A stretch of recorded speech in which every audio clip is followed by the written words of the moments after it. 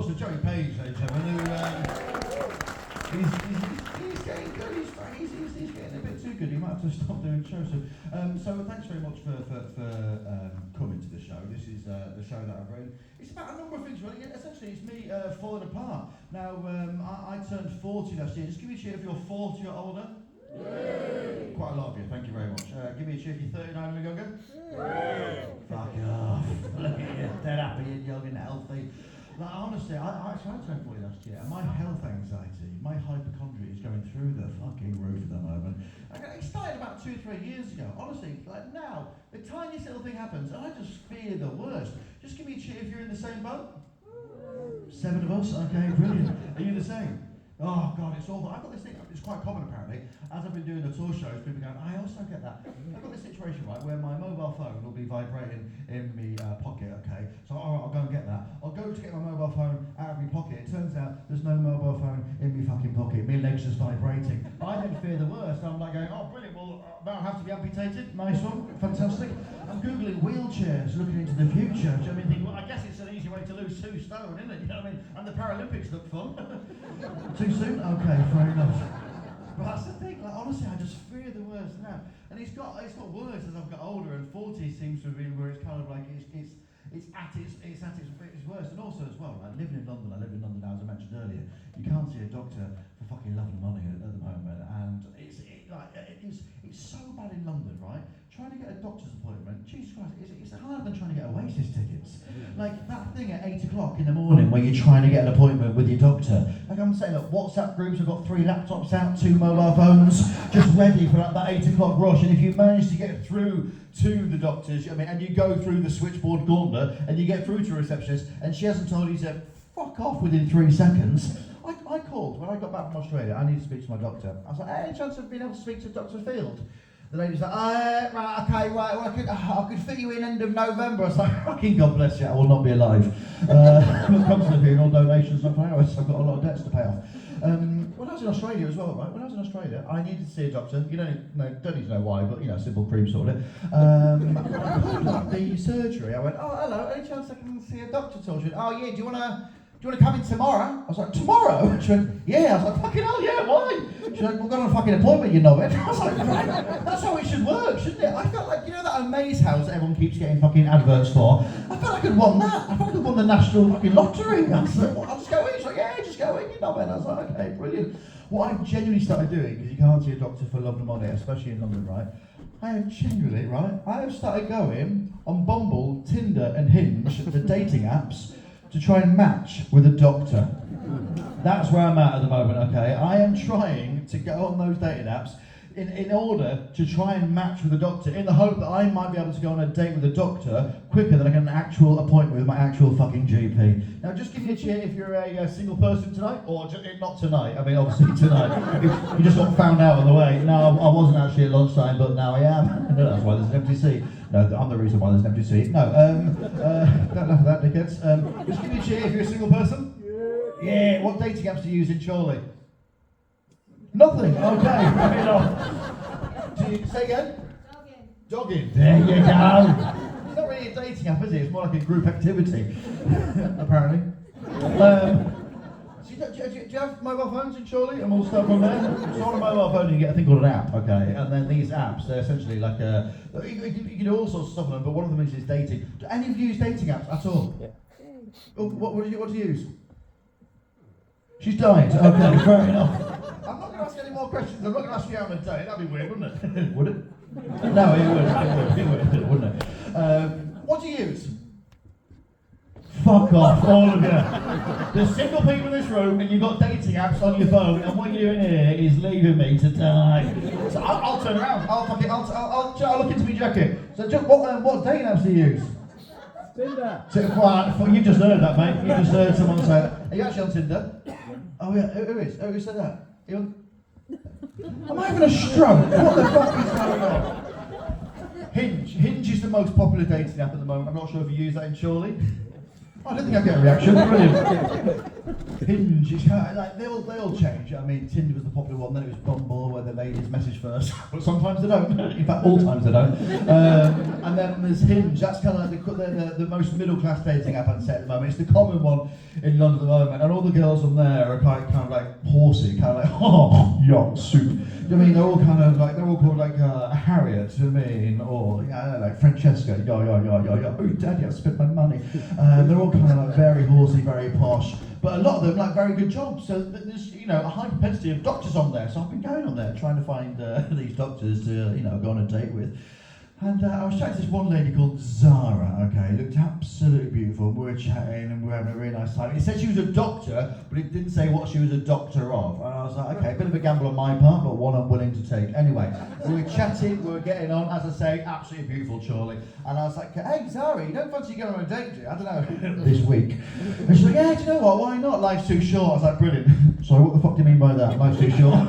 What do you know? You know how sometimes apparently dogs can smell cancer? I mean, can she tell I've got diabetes just from me typos? So I was like, right, so we went to this little pub in West London called The Ship, and she walked into the pub, and again, not gonna lie to Charlie, absolutely beautiful. Do you know what I mean? She came to the pub, she came cantering over, and beautiful girl. And it's always quite awkward at the very start of dates. I mean, none of any of you have been on any fucking dates apparently. It's always quite awkward at the start of dates. It's like, hi, hey, two kisses or tongues.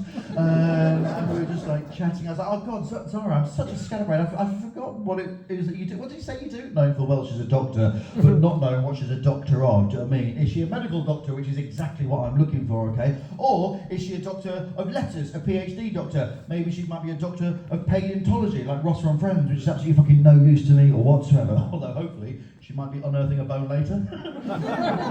Okay, fair enough. So what is it what is it you do? She went, oh, I'm a doctor. I'm like, oh, great, cool. That's what kind of like doctoring stuff like what kind of doctor? She went, oh, medical. I'm like, here we fucking go. I'm in the box. I've only got the keeper to be. This is an absolute result. And I said, what do you do? I was like, me? I was like, oh God, I'm just a comedian. Yeah, I just do jokes on stage. And, oh God, that's easy. I was like, it's not that easy actually.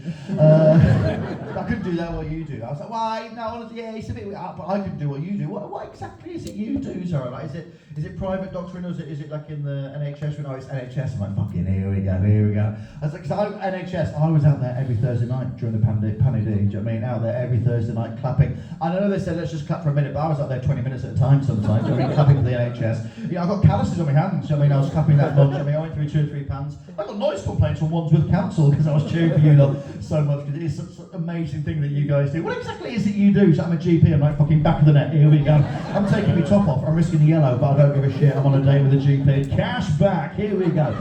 So, that's really good, do you know what I mean? That's fantastic, do you know what I mean? We have a nice time, do you know what I mean? I'm like, here we go, I'm on a date with the GP, so we're there, do you know what I mean? I get a couple more bottles of Savvy beer, do you know what I mean? Let's get it, because I've got her there with not false pretenses, do you know what I mean? I'm not an animal, but I've got her there because anyway, so we're there, and I've got a few packets of crisps, do you know what I mean? I'm really pushing the boat out here, and we're having a good time. Oh, yeah, absolutely, oh God, yeah. I love marrying at first sight. Oh, yeah. Why is it blood on the tissue when I wipe?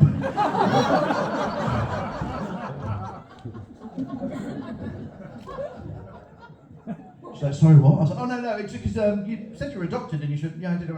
Well, I wouldn't ask you if you were an auctioneer. No, but you didn't know. It was just we getting on. Do you know what I mean? I just thought, oh, actually, whilst you're here, because it's not bad, but it's just usually towards the end of the clear up process. And it's not it's bright red, which apparently is that, but still I should probably But whilst you're here, I just wondered like, why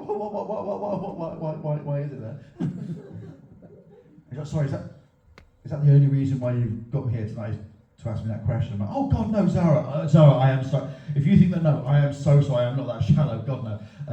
I've also got this weird vibrating thing. She just fucked up and I just went out to wank with my plants. Not with them, I mean, I was doing it on my own, they were watching. Anyway, and it doesn't help as well, do you know what I mean? I'm 40 years old, but not everyone is in the same boat as me, do you know what I mean? People are still flying high, no health anxiety as well, no hypochondria. They look fantastic. When I was in Australia earlier this year, I'm not sure if I mentioned it, but I was in Australia earlier this year, I met with my mate Leroy, okay? Leroy, also from Grimsby, do you know what I mean? And he's called Leroy because he's white and he's from Grimsby, what the fuck? And I met with him, and he was a naughty boy growing up. We both went to Oakley schools, you know what I mean? And then he went to Matthew Humberson. He was a really, really, really naughty boy, do you know what I mean? And then he moved to Australia. That's not why he moved to Australia. I mean, we didn't take it really seriously at school, do you know what I mean? Detention, no, deportation. Go to the island.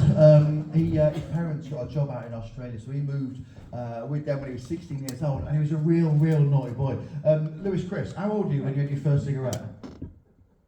16. Virgin. Christian University. I was 14 years old because I'm a legend.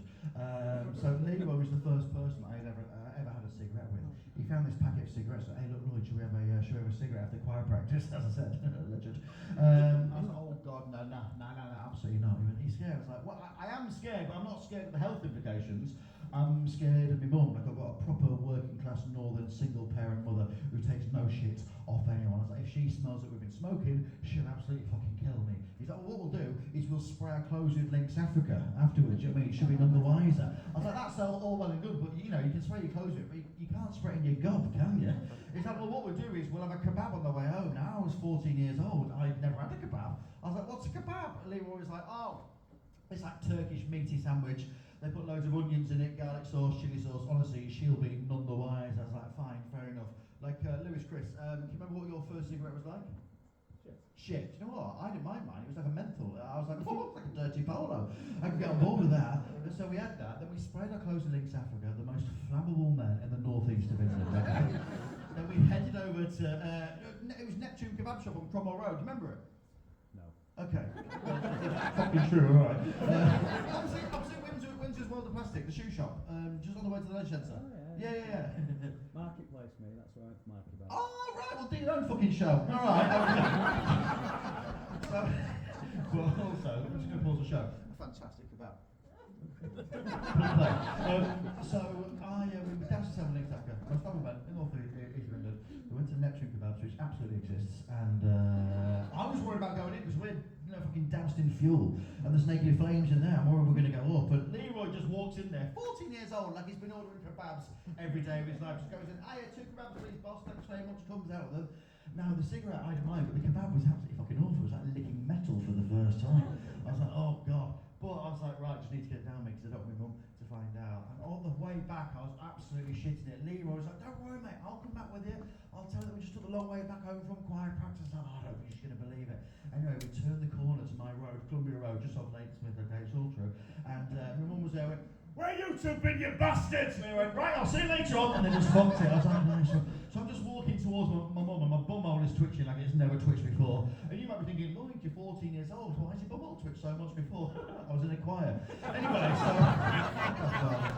so I walked up to her. I was like, you right? She went, where you been? I was like, what? She went, where you been, you little bastard? I should also mention my mum's Bernard Manning. Anyway, so me and Leroy, we just took a long walk home from choir. She went, I don't believe it. You've been drinking. I was like, no, I've not been drinking. You've been smoking. I was like, no, I've not been smoking. No. She went, come here, let me smell your breath. So I was like, walk up to my mum, like, fucking hell, you reek, what's that? I was like, oh, also we had a kebab on the way home. She went, a kebab? You're 14 years old, you shouldn't be eating shit like that. Get to bed, you little bastard. And I had to go to bed at 5:30 in the afternoon, which to this day is still freaking out. It was daylight outside. Also fuming, I missed the bill. That's my favourite bit of the evening. I missed those. Did you watch the bill? Yeah. Brilliant. Just a shit joke? Okay, fair enough. So I had to go to bed discussing with Leroy. I was like, oh man, I can't believe it. He was like, mate, you were so scared. I was like, of course I was scared. I was like, my mum would have absolutely killed me. I was like, do you still smoke now? And are you joking? God no. And I moved to Australia. Different way of life, very healthy living. I mean, get up early in the morning, runs. But last year I did 2 marathons. This year I'm going to do 2 ultra marathons. And I'm thinking about doing an Ironman on the East Coast next year. I was like, oh, that's brilliant. He was like, yeah, all for charity. I was like, oh, that's great, mate. Brilliant, really good. I'm on 40 kebabs a day now, pal. Can't shift them. Tried absolutely everything. Those little donor patches that secrete grease into your bloodstream that make you think like you have one. But you know you fucking know. I want a garlic sauce vape now. That's how bad it is. I mean, just to get me through. And this is what the show's about me turning 40 and having a series of midlife crises and existential crises, really. And they're not bad. I mean, and my midlife crises, they're quite weird. They're not like your normal ones. It's actually kickstarted by a quarter-life crisis, which I'll explain in a minute. Now, a midlife crisis, I'm just going to talk about your common ones, okay? Now, again, I'm not going to take the piss. I just like to chat to the crowd every now and then. Just give me a cheer if you think you might have had a midlife crisis. I love that, from the dark shadows. What have you had, mate? Did you think more people were going to cheer? And they've gone, fuck me, it's just me. He's turned into therapy. Yes, mate. It's kind of free. What's your name, mate? Glenn. Glenn, nice to meet you, Glenn. How old are you, Glenn? 55. 55, okay. It's his prime midlife crisis material, which means you can live to 110, Glenn, so congratulations on that, first and foremost. What have you had? Sports car? Vespa. A Vespa? Moped? Yeah. Fucking love it. Go on. And Oh, there's something more, but he's scared about saying it. Come on, Glenn, let's get it out. and a Honda Express Honda Express? to stick on the back of the camper van. So what the fuck is a Honda Express? Sounds like a takeaway. It's a moped? Yeah. Alright. Came back to my 16-year-old when I was 16. Yeah, you need to, because you just are getting back to your 16-year-old, which sounds like it's another midlife crisis that you probably need to inform the police about. And if I'm honest, you just ruined one of my jokes coming up, but no, fair play to you, Glenn. So what's a Honda Express? Is it like a little twist and go. A little twist and go. And what are you putting that in the back of? The camper van. There's another one. Fucking hell, Glenn. You're like a bingo card of midlife crisis. I love this. When did you get the twist and go? Last year. Last year. When did you get the camper van? You built it. I built it. Built it. There's another one. Fucking perfectly. And when did you get the 16-year-old? And also where, Glenn? No, I'm just joking. Don't tell me that.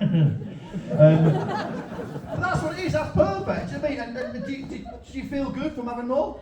Yeah. Yeah, do you know what? This is the thing, I'm trying to subvert the whole kind of midlife crisis. Just fucking go for it, because usually it is like your archetypal one. One of the most common ones, tattoo. You had a tattoo, Glenn? I want one. You want one? He's just got that for a fucking full house. There we go. He wants to be a fucking tattooed motorbiking, motorhoming paedophile. I'm joking, Glenn. I am joking, Glenn. I am joking. You don't ride a motorbike, it's a twist and go. Anyway, so... That's a tattoo is the archetypal thing. Do you know what I mean? The sports cars usually think someone going, oh, I'm going to get a 65-year-old fucking E-Type Jag, or someone going, I'm going to get a 15-year-old. That usually gets a bigger laugh if there isn't already a paedophile in the room. Just to let you know. And then and guitar. Guitar is the first. Oh, have you got a guitar as well, Glenn? Fucking hell, Glenn, this is amazing. When is your show happening? Because we actually have you got a guitar, Glenn? Fuck, I love this. This is no one has had a full house in the show before. They've usually been full of shows. Go on. What guitar you got, Glenn? Well, I've got a number of guitars. Fucking love this. Please tell me you got a saxophone. Just go on. No, okay, that'd be weird, wouldn't it? I've got a semi-acoustic. You got a semi-what? 16-year-old. You got a semi-acoustic. Yeah, lovely. Oh, that's it. Oh, you said it like there's a list. You got a few. All right. Yeah. I mean, I've got to get on with jokes, but this honestly, Glenn, you might have to write me next show if I'm being brutally honest. I'd love to play the guitar. I can't play the guitar. The guitar's the archetypal kind of like midlife crisis. It's not like a tattoo where it's on your body for life. It's not like a sports car where it might cost a lot of money, or a 16-year-old where you might go to jail. A guitar is like quite an easy fix for a midlife crisis. Oh yeah, I'll do that. And, then you see all like people's dads just like starting a band, and then you have to go to the village hall and watch them do fucking covers. Have you done that as well, Glenn? Of course you fucking have. Of course you fucking have. He didn't answer because he knew I'm going to get roasted here. I'd love to play the guitar. I would love to play the guitar. And honestly, me and you have got quite a lot in common, because I'm going to talk about that in a minute. But I can't play the guitar. The reason why I can't play the guitar, I'm going to mention it now, and it's all you're going to look at for the rest of the show. I can't play the guitar because this little finger on this hand just blows in the fucking wind. Right, look at that. It's genuinely, honestly, it's so far right, I've nicknamed it Nigel. It's just over at Clacton on the East Coast, just trying to sell the boats. How about you try and reform your hand? And the reason I did this is because I played in a charity football match, okay, where I didn't sue the footballer. Honestly, so I play a lot of football matches. I love to raise money. Charity football matches, I love to raise money for charity as long as it's on my terms, you know what I mean, in front of a crowd of 1,000 people. And I get to meet David May at the end of it. Anyway, so I was playing this football match, and a bit different to your claim guy. I play in goal, and I'm known in the footballing world as a chode, whereby basically I'm as wide as I am tall. So I came to come and collect a corner, a ball in the air from a corner. Obviously I am a space hopper, a small rudder of a man, and didn't quite collect it. The ball just landed on the end of my finger, okay, and broke it. And I just clapped like a sack of spuds. And the paramedic had to come onto the pitch, and my finger had swollen up so much they couldn't actually take the glove off. So we had to cut open my glove. A brand new £160 Adidas finger save. Also the irony, finger save, did it fine. They had to cut open that. And also, you can't ask a charity to replace a brand new £160 Adidas finger save, it turns out. We tried the new hospital thing, but I've only got one glove, so it was really losing out here. Anyway, so they cut it off. The guy was like, look, you need to get that sorted. And being a bloke, I was like, yeah, of course, I'll get it sorted. Obviously, never got it sorted. And it just blows in the wind now. It's just absolutely, it's just there the whole time. It is so weird. And I was chatting to a specialist doctor, a doctor of bones, a consultant over a Nando's. It was another date where I got to a table under false pretenses. Anyway, so cheers. I said to this lady, I was like, Fiona, my finger, I think I broke it years ago, and it's just set there. Any chance I can get it sorted, like fixed? She went, you could, but basically it's not necessarily the bone, it's all the ligaments they've set up shop there. So you'd have to have quite a serious operation. We're talking pins, like a cast. I mean, maybe like 3 or 4 hour operation. I was like, oh gosh, yeah. Look, it's fine as it is. The only real problem. And I was like, what real problem? And again, my hypochondria going through the roof, going, oh god, just tell me. Oh no, it's nothing bad, Lloyd, nothing bad. Just when you do the thumbs up sign, it just looks like you're saying, call me. I was like, what? I was like, oh shit. So basically, I can't do the thumbs up sign. I just look like a fucking sex pest. I mean, hey, what? No, that's equal, wife. What are you on about? You leave me down. And I went back to Grimsby over Christmas, and my mum bought me a guitar when I was 18 years old. My 18th birthday, my mum bought me a guitar because she knew how much I wanted to play the guitar. But for whatever reason, never really got round to it, and the miss happened. So my mum's moved to this new house in Grimsby, where I'm not going to tell you where it is, but just off Clee Road. And she's downsizing. She said, hey, look, Lloyd, will you get rid of all that shit in your room? I was like, yeah, sure. Some of the stuff I can take back to London, some of the stuff I gave to friends, but there's this Gibson guitar now. Gibson guitar, I was like, oh, Mum, she bought this for me 18th birthday. I was like, you paid quite a bit of money for this. I paid 200 quid. I was like, oh, fucking hell. Like, growing up, like in Grimsby, as I say, Mum worked her tits off, single parent mother. Any money that she earned, it was basically to provide for food for me and then my sister. And then my sister, and my sister. Fucking hell, I'm still thinking about Glenn. Any food for me and my sister. Not then, I sound like a fucking bird that's regurgitating for it. It's like, there you go. No, food for me and my sister. Joey, will you write that down? He's clearly gone. Okay, brilliant. Which is weird because he's driving me back anyway. So I was like, so my mum would always spend money for food for me and my sister. Birthdays and Christmases, cheers. We would never ever go without. Ever go, cheers. But you all do it on purpose now. What the fuck are you all? Do you all get together before and go, right, when he's 12 minutes in, let's just fucking crack the cans open? So, but she just take extra shifts. I mean, take on extra jobs and buy presents for Christmases and birthdays from me and my sister. I remember 18th birthday, she got me this Gibson, and I was like, look, how much to pay for it? She went, 200 quid. I was like, look, well, if I sell it, I can give you the 200 quid back. She went, yeah, fine, lovely. I'm not that bothered. Anyway, I put it on eBay, and within about an hour or two of me put it on there, we've got so many offers. Like, we're talking like £700, £800, £900. There's one bloke's like, I'll give you £1,200, I'll give you £1,200. Oh, bloody hell. I was like, Mum, this guitar apparently is worth 1,200 quid. Where'd you get it from? She went, don't ask. I was like, what the fuck? I was like, did you nick it? She went, well, I didn't nick it, but someone might have done. I was like, you shit house. There's me peddling stolen goods on eBay. Anyway, some bloke was like, mate, I'll give you £1,500. Take the listen off, I'll give you the money now. I was like, oh, okay, fine. I was like, this is brilliant. Do you know what I mean? 1,500 quid, give me mum the 200 quid back and fucking tidy little profit. Anyway, forgot all about it. My mum's doorbell goes the next morning. I go to the door, open the door, there's a man at the door. The first thing I noticed about this man is that he visibly had no arms, okay? So he was at the door, he was there, he had a short sleeve t-shirt on, and he had short sleeve arms for all intents and purposes. I was like, hello mate, you alright? He goes, oh yeah, I'm here for the guitar. I was like, what? He went, the guitar, went, oh, the Gibson. He was like, yeah, how many you got back there? I was like, yeah, I'll just go get it now.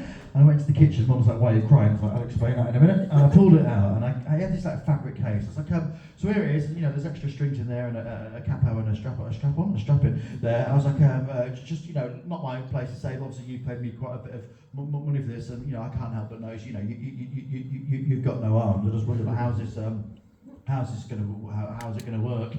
He looked me dead in the eye, and went, I'm just going to play it by ear. Play it by ear.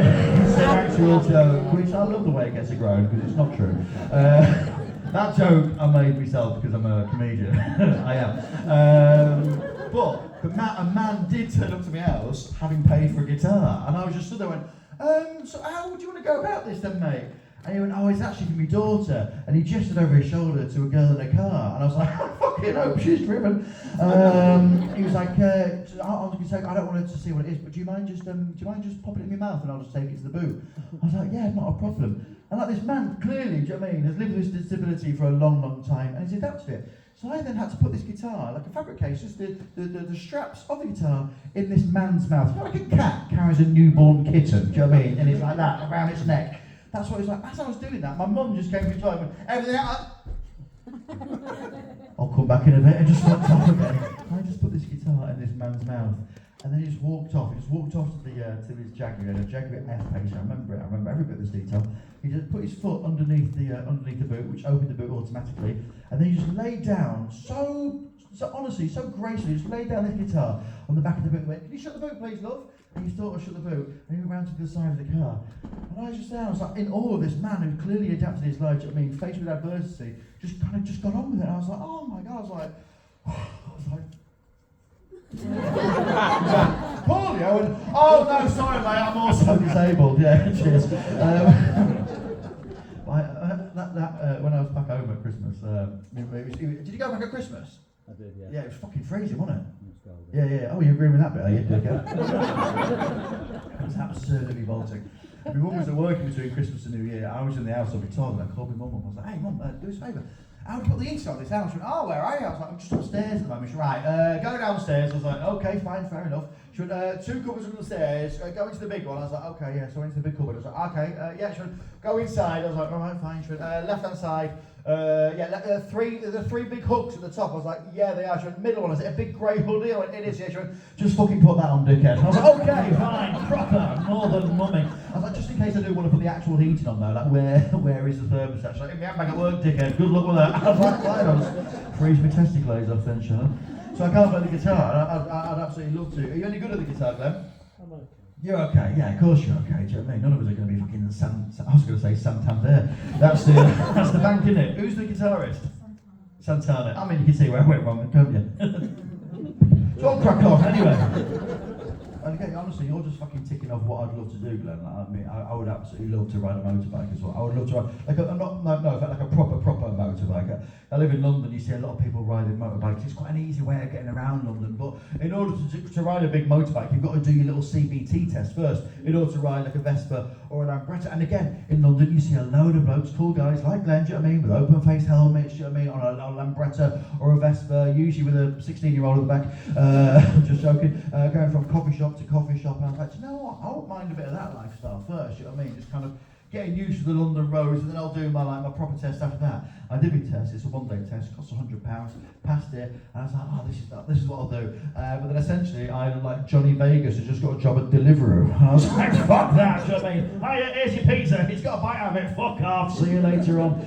So none of my midlife crises have been kind of like material, they've all been quite weird, okay? And it kick-started from my quarter-life crisis. My quarter-life crisis is I started doing comedy at the age of 25. And again, a midlife crisis starts because you're looking for a new identity, you're looking for a new belonging, you might be looking for a little bit of excitement or just something different, do you know what I mean? It's not necessarily a crisis, you're just looking for a new challenge. And when I was 25, I had a job, I didn't mind it was alright, I mean, it paid the bills, but I wanted something a bit more. And comedy was always something I was like, oh, do you know what, I fucking love to do that. I would love to sell out, do you know what I mean? 110 seats at the Chorley Theatre. Doesn't that take 230? Why don't you fuck off, Mum? They've got a problem with the roof. So I started doing it when I was 25, and I've loved it. And it peaked for me last year. I wouldn't say peaked, but it's going to be hard to kind of like try and beat what I did last year. Last year, I spotted Jack Whitehall on his arena tour. Now, just by way of a cheeky, make sure if you saw me do Jack Whitehall's tour. Yes. Where did you see me? Lowry, Manchester. Oh, lovely, 3,500 seater. No, but I prefer this because I don't like earning money. Anyway, so I love Jack. I mean, Jack's been a good mate of mine. He kind of taken me under his wing from the first time 14 years ago when I did a gig with him. And no, he looks his type, doesn't he? Do you know what I mean? Do you want to do my gig? Yeah. No, okay, don't tell him that. So he 14 years ago we kind of became pals, like doing stand-up, and for the last 3 or 4 tours I've done his tour support. Last year he was like, Lloyd, we're going to get the band back together, we're going to do the tour. I was like, great. We went all everywhere, Jim. We went absolutely everywhere. Went to Llandudno, went to Manchester. We ended up 3 nights at London's O2. I mean, 20,000 people. It doesn't get better than that. Apart from tonight, it doesn't get better than that. And for the last 2 nights, he recorded it for Netflix. And again, not many people get to play the O2. You know what I mean? It's usually your big comics. I mean, your Michael McIntyre's, your Whitehalls, your Milligans, your Lee Evanses and stuff like that. Meet your Flanagans. And not that many people have tour support. So, I mean, so again, an absolute joy, a privilege to be able to do it. You're only doing 15 minutes beforehand, but still, you play in the O2. It was a great gig. And the last night I came off absolutely buzzing, the best night of my life. I mean, 20,000 people, Saturday night at the O2, and Jack was like, Lloyd, we filmed it. We filmed your bit as well. Obviously, he was filming for Netflix, like, we filmed your bit as well, we'll give you the clips. To put online, I was like, oh my God, that'd be amazing. Do you know what I mean? You know, in order to try and sell tickets, you know what I mean, you need to put clips online, which is probably what I should start doing. And so, about a few weeks went by, he sent me this video, and again, I'm not looking for sympathy here at all, okay? But for the first time in my life, I looked at this video, and I've always been a fat guy, I've always been a chubby guy. I mean, I've written jokes about me being chubby, I've made friends from being chubby, it's part of my personality. People have fallen in love with me because I'm a bigger guy, but I looked at this video for the first time in my life, I was like, oh my God, I looked unhealthy, do you know what I mean? I looked really, really unhealthy. It wasn't just fat, I looked genuinely like, I was like, I don't like the way I look now. I look clinically unhealthy. I was wearing these like orange furry shirts, okay? And then my face was like an accentuation of this orange furry shirt. I was furry and sweaty at the same time. My face was like a badly carved pumpkin. I was like, oh my good God. I was like, I can't put this out online. And a few weeks went by and Jack called me up about something else towards the end of it. He's like, hey, Lloyd, I haven't seen the clips online. Now, what's going on there? I was like, oh mate, honestly, thank you so much for letting me do the shows and for recording it. Do you know what I mean? At an expense to you, but I've looked at the clips and I can't put them online because I don't like the way I look. Do you know what I mean? I'm not worried about putting stuff out there online. Do you know what I mean? And getting abused. Not at all. I'm not bothered about that. You know, I fucking hosted Soccer AM for 2 years. I can take abuse. I was like, but I just don't feel happy with the way I look. He's like, oh Lloyd, oh my God, I'm so sorry that you feel that way. Like, you do realise there's a way around that, don't you? I was like, oh, what, like an edit? He was like, no, just lose weight, you fat cunt. I was like, oh yeah, I can just do that, yeah, I can just do that, you silly posh prick. Why don't you go travelling with your father again, you fucking weirdo? He loves doing that, doesn't he? But he was right, do you know what I mean? There was a way around it. And the calling signs were there. Like 2 days before the O2, we had to have a meeting, do you know what I mean? A meeting. And I got out of breath on the way to the meeting, which is fine, but it's not fine because it was a Zoom meeting. The laptop was just on the floor. And then like a day before the O2, okay, so we did it Thursday, Friday, Saturday. On the Wednesday, I went to the barber's to go and get my hair cut. It was a different barber to normal, a lady that I've never met before, okay. This has never usually been a problem before. You know the bib that they put on you, do you know what I mean, the hair bib that goes around your neck? It was tight around my fucking neck. That's never been tight before. It felt like 50 Shades of Grey. Oh, daddy. So I was like, oh God, it felt a bit weird. I quite liked it. Anyway, and that bit, you know, where they pump up the barber chair, my tits just started bouncing in the barber chair to the point where a bit of my hair bounced from my tits into my eye. If your tits are giving you conjunctivitis, you know you need to lose weight. So I was like, right, I'm going to lose a little bit of weight. So what I've done in the last year, I've got an online trainer, and I'm going to take my top off now. I'm not going to take it off because I'm waiting for you to go, woo, I'm taking it off because it's a little bit hot. Also, I just want to show you a few little things. So basically, I still wear baggy clothes because some of the fat jokes still work, but I've lost just under 2 stone since last year. No, stop it. And I've done it from using an online trainer. What was your name, mate? Danny, nice to meet Danny. Danny, if you just come up here, if that's all right, I'm not going to ask you to do anything, but if you just have a little feel of that, no, not yours, mate, it's my show. So it's all right, isn't it? And then basically, again, like when Danny, we're not finished yet, mate. No, stay here, mate. Like when we get naked tonight, you'll still, you'll still see rolls of fat stuff, but I've got definition. So Danny, if you just have a few little punches on the stomach, yeah, no, keep a bit slower, but like, it's not going to hurt me, Danny. Just that's it. A bit slower, but then that's it. Yeah, that's it. Just keep going. Yeah, that's fine, but then a bit harder. Go on, come on. Yeah, keep going. I'm nearly there. Just sit down, Danny. I'm just doing this show like this, if that's all right. So anyway, all the doggers don't like that. Of all the 2 in the crowd, there's a joke about me having an erection by I actually do, which is quite sad. Anyway, so I've got this online trainer. Okay, online trainers, online coaches, they're quite the rage at the moment. And the reason why they're so good is that you're accountable the whole entire time. I'm sure a lot of you have had personal trainers in the past. You go and see someone in the gym for an hour or 2, and you don't see them for a week, and in between that week you go With an online trainer, you're accountable pretty much the whole entire time. This man called Toby, I pay him £70 a month, okay, £70 a month, and he tells me exactly what to do at the gym. I have to train 3 to 4 times a week at the gym. I have to go there. He tells me exactly what to do. He sends me videos so I know what to do. That's the big thing. Like going to the gym, I don't really know what to do, but I know exactly what to do now because he tells me. I go and do it. Usually I wear my Apple Watch, but I don't wear it on stage at the moment. But when I'm in the gym, he can tell exactly when I'm working out because he gets notified of when I'm working out, so he can see when I'm working out. Also eating, he tells me exactly what to eat. He gives me a meal plan. I have to weigh out all my food on scales and then put it into my MyFitnessPal, which he can also track. He tells me what supplements to have, like protein, like iron, green tea, all stuff like that. And then also, like every single Wednesday, I have to take photos of myself. I mean, to track the progress. So I weigh myself every single day. Every single Wednesday, I have to take photos of myself to see the progress. You know what I mean? And you feel a bit vulnerable. Do you know what I mean? Because you have to take your top off. You have to take your top off and take photos and then upload them to this app. And he's quite a purist as well. Like he's quite, you know, not only do I have to take my top off, but I have to take my pants off as well. And I have to wank. Just to say, Toby, you're my real daddy for 3.5 minutes. But I'm sure I've never met the bloke, but I'm sure he's absolutely fine. Do you know what I mean? I'm sure they won't reservice at any point. And he sends me text messages every single day as well, like messages of motivation. So again, he'll see what I've been doing in the gym. He'll go, hey, look, Lloyd, I saw you smash 2 personal bests yesterday. Well done. Let me tell you, what hurts today only makes you stronger tomorrow. And you're like, oh my God, yeah, you're right, absolutely right. Also, similarly, if I have a little bit of a downfall, he picks up on it. So go, hey, Lloyd, meal plan is today, 120 calories over. I mean, that's fine, but you know what doesn't burn calories? And that's excuses. You know, oh, fucking hell, Toby, yeah, you're right. And then he'll send things like, hey, Lloyd, your direct debit's bounced for the 3rd time this week. Can you sort it out or I'll break your fucking legs? I mean, just nice motivational things like that. And I got back on the horse after Australia. I'm not sure if I mentioned it, I went to Australia earlier this year. And I put on a little bit of weight. So I wanted to get straight back into this routine. Do you know what I mean? So I signed back up to Toby. I went back home, and basically I had a bit of a situation where one of my cupboards had been absolutely ravished, okay? It turns out I had a rodent problem, and this rodent had gone through £300 cash with a protein, okay? Protein powder. It nibbled through all my iron supplements. It had gone through about 90 cognitive oil tablets, and even started at the fucking green tea.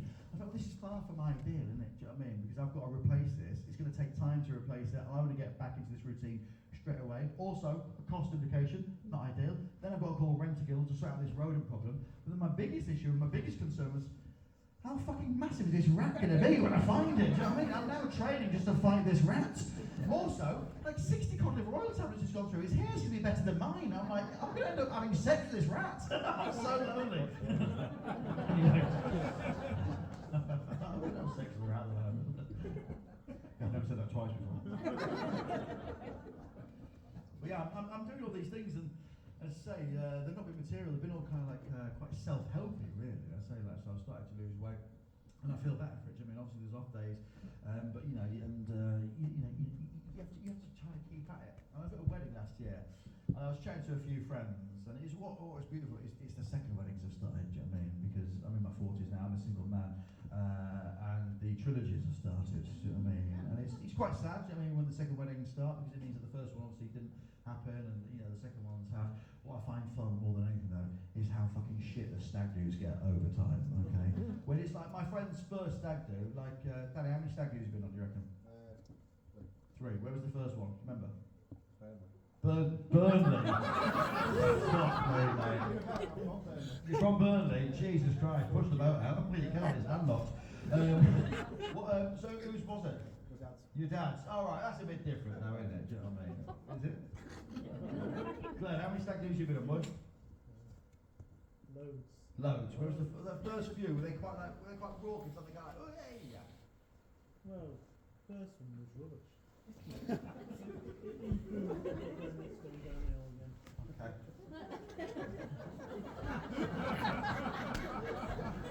So the purpose of the show, can you just say you went to Amsterdam? Where was the first one you went to, Glenn?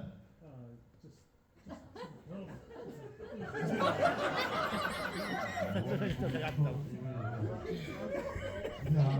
wish I took a Burnley now, if I'm honest. Long ago, where was your first stag do? If you just say it was Amsterdam. It was Bridlington. No. Oh my God. No, I'm not scripted, man. And you're improvising. This is EastEnders, we're not going off script, okay? Then I'm going to ask you, where was your first stag do? And you're going to say Amsterdam, if that's all right. Okay. Okay. Where was your first stag? Do you remember where your first stag do was? Amsterdam. Oh, hey! We went to Bridlington. And, I should be snorting, if I'm honest. I love this crowd, it's great. I kind of want to move it. Yeah, it'd be weird, wouldn't it, Lewis? Bridlington for the first stag. Yeah. Fuck off! Yeah, honestly, you love a shit town beginning with B, don't you? Burnley, Bridlington, Bradford. Oh, okay, fair enough. Our first stag, my mate Dale got married for the first time. I went to Bratislava for 7.5 days. That is too long. 7.5 days. Honestly, I felt like I'd served in the fucking forces. We've done so much stuff during those 7 days. Honestly, I thought I should come back with some sort of like Duke of York certificate. Edinburgh, Duke of Edinburgh certificate. That's a very different certificate. We can share it though. Anyway, Dale's second stag do just one night in Brighton. You know, just one. That's how shit they get. As the if you're having more than one wedding, I mean that's how shit. I'm fully expecting his third stag do, and he will be having a third one, judging by how well the second wedding's going. I'm fully expecting his third stag do to be a Zoom call where we just discuss our feelings and just do a candle workshop at the end of it. Well, I did this wedding last year, and I saw my mate Yasmin. Like me and Yas, we went to university together down the next day, but she's from Leeds. She's a proper Yorkshire girl. Says it how it is. And she was like, oh, you're looking good, because I'd lost a little bit of timber at that point. It was like October, November last year, so I just like started the routine. Oh yeah, I was like, I'm trying to sort myself out. I was like, I'm thinking about getting a few other things as well. Like I'll talk to you about the hair transplant later on. I was like, I'm thinking about getting my hair done. And you know, she's like, oh right, why are you thinking about getting that done? I was like, oh well, I'm losing my hair and I just feel a bit like down about it. She went, oh honestly, Lloyd, just fucking go for it. She went, I did one of the best things I've ever done last year. I was like, oh really? Now these are her words, okay? These are her words. She said it's absolutely fine for me to use these words, because when she used these words, I just thought they were fantastic words, okay? She went, I went, oh what you had done? She went, oh well the thing is, Lloyd, I've always had long tits. Now when a woman says that to you, all you can do is stare so hard into her eyes, okay? You cannot look down, you go, all right, okay, stare into the eyes, stare into the eyes, stare into the eyes, stare into the eyes, stare into the fucking eyes. So yeah, well, I've always had long tits, Lloyd. So the thing is, I've had 3 kids and they've absolutely fucking gone to town on them, do you know what I mean? So I was like, do you know what, I wake up in the morning now, right? I look in the mirror and I was like, oh God, I've got long tits. I don't particularly like them. I get a bit sad, I'm dead moody, Simon, a bit grumpy with the kids at work. I often see my ass, I'm like, all right. So I had a bit of a procedure done. I was like, oh really? Again, these are her words. Now, I'd heard of various procedures, augmentation, breast reduction. She went, oh yeah, I just had my tits shortened. And again, just look into the eyes, look into the eyes, look into the eyes. Oh, did you? Yeah, just sort of taken up like a fucking pair of curtains. I was like, okay. She went, yeah, honestly, £4,000, the best money I've ever fucking spent. I was like, really? She explained the procedure. Basically, they weren't that long, but it made her sad. She basically had them taken up a little bit. So again, you wouldn't be able to tell, but for her, she can tell. It's like, look, I wake up now, I look in the mirror, in the bathroom, I'm like, fucking go on, yes, fucking go on, yes. I'm dead happy to Simon, do you know what I mean? I'm dead lovely to the kids, I'm bubbly at work. Everyone is benefiting, Lloyd, from my tits. I'm like, I guess they are, yeah. Just look into the eyes, look into the eyes. And then she says to me, you can't put a price on happiness, but sometimes you can, and sometimes it helps. £4,000, it's the best £4,000 I've ever spent. I was like, oh right, fair enough. And I was chatting to various other people about the things that have been done. I spoke to a mate called Tomo, okay? Tomo I know from home, lovely bloke, okay? And again, chatting to him about my hair and the other things that I've done. He was like, oh mate, just fucking go for it. He went, last year, he went, I did have my teeth done. I was like, what do you mean you had your teeth done? He went, well, I only had one tooth at the front. And I was like, did you? Now, he only had one tooth at the front. Now, we've obviously, archetypally got the two at the front, okay? He was just born with one tooth in the front, and then the rest just grew out the other way.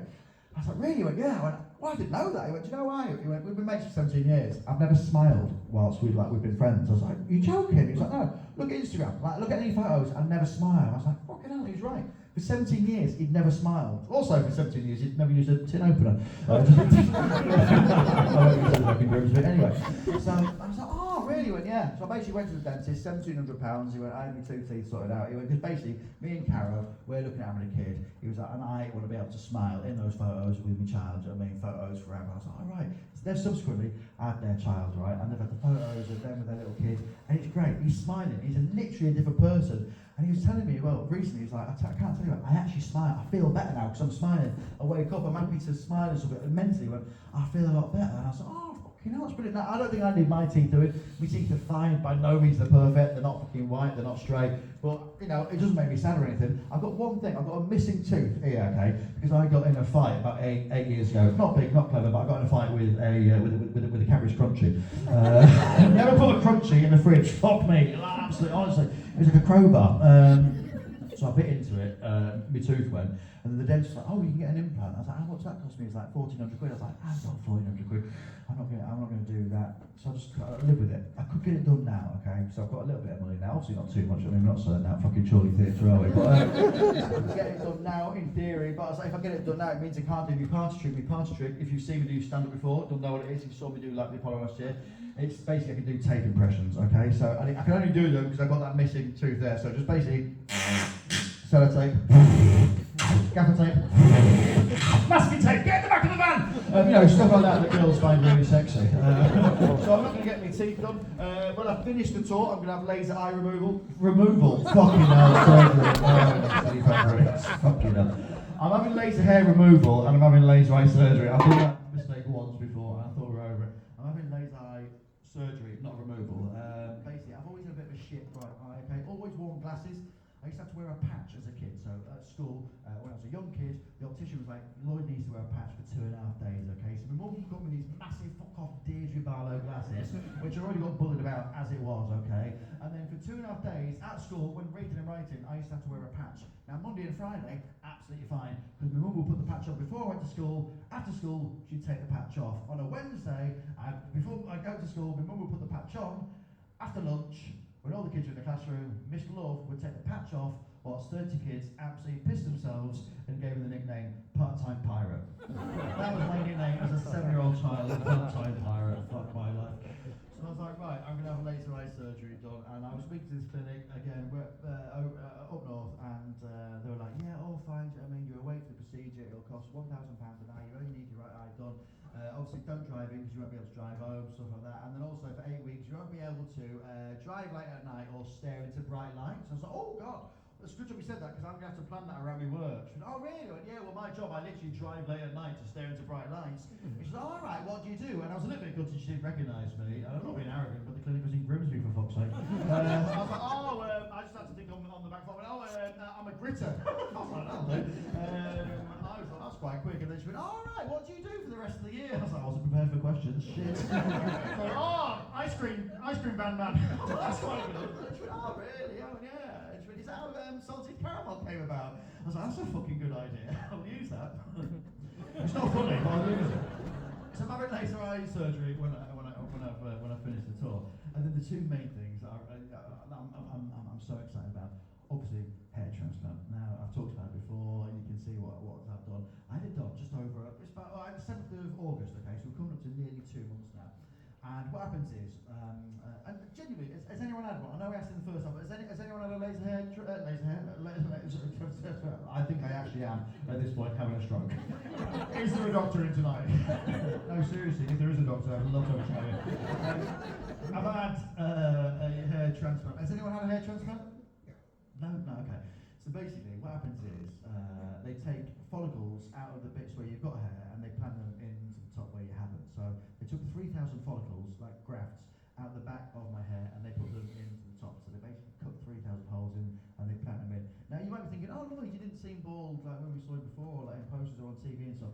But I was just catfishing it and I was hiding it on an epic proportion. I've been going bald for the last 10 years and it's really getting to me. I mean, some people, if they start to go bald, they just shave it off. But for whatever reason, I was like, I've always wanted hair. I mean, it's always been a part of my personality. It's just a weird thing. I was like, look, I'm going to get a hair transplant because I basically put sprinkles in my hair. I put these like nanogen keratin protein fibers in my hair, sprinkles in my hair, and then I'd hairspray them in to hide the patches, and then just fucking hope it didn't rain. It's an idea, like essentially like a chubby Gene Simmons tribute act, like a sad panda. And like also as well, like going swimming was an issue. Do you know what I mean? Wearing a motorbike helmet if I was on my moped. Do you know what I mean? It'd all fall off. If I was taking a girl back home, I'd have to explain to her if I got a shower, she'd essentially wake up next to Bobby Charlton. All these things, you know what I mean? It was just a massive factor in my life, the logistics of it. So I just had it done. And I went there, and you're awake for the whole procedure. I went in at 9, I left at 5, and I had it done in a place in central London, just 'cause it was easier with my schedule at the time. And then as you're leaving, they give you a lot of aftercare. They tell you exactly what you do. So you've got to sleep upright for 5 to 6 days, okay? So you've got to sleep upright, usually on a sofa like a fucking granddad. Just sleep upright for 5 to 6 days just in front of the TV. You're not really allowed to leave the house for 10 to 14 days. You're definitely not allowed to touch it. So just stay at home, Lloyd, just stay at home for 10 to 14 days, okay? Obviously don't touch it. No hats for 2 weeks, no exercise for 2 weeks. Sleep upright, spray with saline every hour for the next 4 or 5 days. Then we sterilise water after that. Take these anti-inflammatory tablets, all that. But as I say, just go home, just relax, don't do anything for 14 days, don't really leave the house, and we'll see you later on. And no wankings. What was that, sorry? What was the last bit? Oh, just no wanking. I'd have told me that before I gave you close to £5,000 fucking pounds, okay? You're going to tell me to go home for 14 days and not leave the house, and I'm not allowed to masturbate. What the actual fuck? Also, what do they think is going to happen? Do they think it's just I'm going to come into my hair? Those days are long gone. I'm 40 years old now. When a candle drips wax down the side. That's what it's like when I ever masturbate. When I ever masturbate? I've never said that before. Honestly, it's awful. And it turns out, right, the reason why you're not allowed to masturbate is because those wounds, those grafts, when they put in, they're still open, right? And historically, if you masturbate, your heart rate rises, you can literally wank your hair out of your head. That is why you're not allowed to masturbate once you've had a hair transplant. A Play-Doh Mr. Potato Head, do you know what I mean? That's what it's like. Why is my ceiling bleeding? What the fuck? So you weren't allowed to do it. My mate called me up, right? I'm not going to mention his name. Fuck it. Andy called me up, right? And he's like, hey, look, Lloyd, I've seen you have an hair transplant. I've had one. Don't wank or have sex for 2 weeks. I said, oh, yeah, no, they told me that. But the bloody did tell me. I went, oh, happily. Went, well, me and Fiona had sex after 3 days. He went, my hair just fell onto her boobs. I was like, oh, my God. It was the most expensive shag I've ever had. You have to have it done twice. Anyway, so... I was like, okay, fine, fair enough. And honestly, I cannot tell you, I'm in the shedding phase now. So after 14 days, once you've had it done, the hair starts to fall out, which they tell you about. But they just stick with the process, trust the process. So you can see now that basically it's all a bit patchy around here because the hair's fallen out. It's called shock loss. I'm in my ugly duckling phase. It will start to come back at some point. Hopefully. Hopefully. But it will, I'm sure. I'm sure it will. But what happens is, right, when you go in for your first consultations, they basically talk you through the whole procedure. They don't tell you about the wanking, but they talk you through the whole procedure, and they ask for photos of you from the age of 18 to now, so they can see where your hairline has gone, so they can put a realistic hairline in. Because you see, some people go to Hungary and Turkey, and they come back and their hairline's just an inch above their fucking, and they're like a fucking Lego head. So I'm like, okay, fine, fair enough. They asked these photos. It took ages to find these photos. The last 10 years, fine. But when I was 18, 19, I was logging into old Bevo accounts, trying to remember fucking MySpace passwords, trying to think if we have any old disposable cameras from 2004. Anyway, got all these photos to the clinic, and they put them in this bit of software, and they showed me what they think my hairline would look like. And I genuinely started crying. I was like, oh my God, I would love to have that hairline back again. It's been such an anxiety-inducing affair. And they were like, also, we can get photos of your dad from the age of 18 to 20 through to where he is now, just so we can see if it's hereditary and see where his hairline's dropped to the back. And I was like, fuck me. If that wasn't hard enough trying to find photos of me, we then had to find out who my dad was. Mum makes me doing this bit of the show, but it is true. I was like, Mum, how do you not know who my dad was? She said, Lloyd, I'm really sorry, but the fucking 60s, there are 80 days of drugs and free love. I was like, that's all well and good, but I was born in 1983, you tell. What the fuck were you doing for 23 years in the hussy? Anyway, God bless her, she did a little bit of digging around on Friends Reunited. I didn't realise that was still going, but it turns out it is. A few weeks on Facebook, and God bless her, she managed to narrow it down to one of 2 rugby teams sort of groups in the early 80s. And I'd have done, honestly, now, I'm going to talk to you about it in a minute, but honestly, I just feel, it feels great, do you know what I mean? It feels great. And now I'm talking to you about these things, these procedures that I've done, this costs £5,500 I've done. I'm going to talk to you about my laser hair removal, that costs £800, okay? And I know, it's easy for you to say, he's doing all this, he's talking about money. I'm in a fortunate/unfortunate position in that I don't have a wife and children. Do you know what I mean? I've got my immediate family, but I have a wife and children. So just to put that into kind of to context, the £6,000 I've spent, that is literally 1.5 days with a toddler at Centre Parks, outside of term time, and you're only going Badminton and Cafe Rouge, okay? So at the moment, and I've been saving this up for fucking years, because I know the hair's been going, I've been waiting for the technology to get good. And they say you can't put a price on happiness, but sometimes you can. I don't know how long it'll last, but for the moment, I wake up in the morning now, and I can see my hairline. Sure, I'm in the shedding stage, but I can see a hairline. my shoulders, like my torso's a bit more defined as you felt earlier. Do you know what I mean? I'm feeling good. Do you know what I mean? My shoulders, they're smooth now. I'm going to explain that in a minute. Sure, my dick still drags on the floor, but I'll get a reduction at some point. Okay, you've not gone with that, surely. That's absolutely fine. But you can't put a price on it, but sometimes you can't. If there's anything that you think you've thought about doing, do you know what I mean? Whether it is, and usually I point out to different people who have had midlife crises, Glenn, it is all to you, mate, okay? Whether it is you want to buy a camper van, whether it is you want to buy a twist and go Honda, whether it is you want to buy a Vespa, whether it is you want to get a guitar, whether it is you want to get a 16-year-old, you know, just go and do it, you know what I mean? Because sometimes you can't buy happiness, but a lot of the times you can. And honestly, like, I cannot tell you how much this makes me happy. Obviously not the back bit, you know, with the roof, but like the fact that you've come out, like I wake up in the morning now and I see me back and I see my shoulders and I'm like, oh my God, I feel great. And at night time, do you know what I mean? I can do this. I found out I love a comedy a little bit when I saw myself as the, you know, and I've fallen back in love with it. And luckily I've fallen back in love with it because of these fucking ridiculous things I've been doing. So genuinely from the bottom of my heart, thank you for coming out and buying my happiness for one evening. And if I come back next year, please tell your friends and get that fucking roof sorted as well. But the last thing that I'm going to tell you about is my laser hair removal, okay? This is the one that I wanted more than anything. I have always been a little hairy Sasquatch motherfucker, okay? Like when I first started puberty at the age of 7, I just joking, hey. I was like grew obviously, you know, pubes, and then I got a hairy chest, then it started growing hairy shoulders, hairy back, and it was horrible. I was a fucking hairy part-time pirate for a long, long time. Like at school, swimming was an issue. Do you know what I mean? Growing up later on, going on holidays with the lads to Bridlington, that was always an issue. Do you know what I mean? If we wanted to go, no, okay, fair enough. If we wanted to go swimming, again, taking a girl back, you're like, fucking, I know, she likes fur balls. You know, like it was always, I was just like the shoulders, the upper arms, the back, all really hairy. And a few friends were like, why did you get laser hair removal? I was like, oh, really? Like, yeah, you can have it done anywhere. Now, I'm going to ask a question. I'm sure I'm not going to get a reaction. And I'm not going to ask any questions. I'm going to do it anonymously. I'm not going to look. But just by way of a cheer, just give me a cheer if anyone here has had laser hair removal. Oh, here we go. Here we go. One woman, thank you. Usually, more people say woo, and it is usually women. And I go, hear that? Just fucking women. And in a theatre when it's full, that gets a laugh. Because it is usually women that go to these places. The first time I went to this clinic, okay, the Pulse Light Clinic in central London, the receptionist genuinely looked at me. I honestly think she thought I was there to fucking test the smoke alarms. I was like, you're right? She's like, you're right? I was like, oh, I'm here for the hair removal. She went, oh yeah, she's in the bag around the back. I was like, no, I'm not collecting it. I've got an appointment. Like everyone was there. They're like girls that kind of like, you know, just looking after themselves, little Botox, bit of filler, laser hair removal, and they're kind of like looking at me, be like, oh yeah, right. I mean, what the fucking hell is he doing here? Imagine Tommy Robertson at Notting Hill Carnival. You know what I mean? It's actually kind of, what the fucking hell is he doing here? Anyway, went in, and the lady talked me through the procedure. You have a little patch test. She takes your money. There is £700. Again, you can't put a price on happiness, but I can't tell you for £800. I could not wait to not have hairy shoulders, hairy arms, and a hairy back. And she basically talks you through it. She's like, right, come back next Tuesday. You're seeing, okay, all right, okay, yeah, you're seeing Veronica.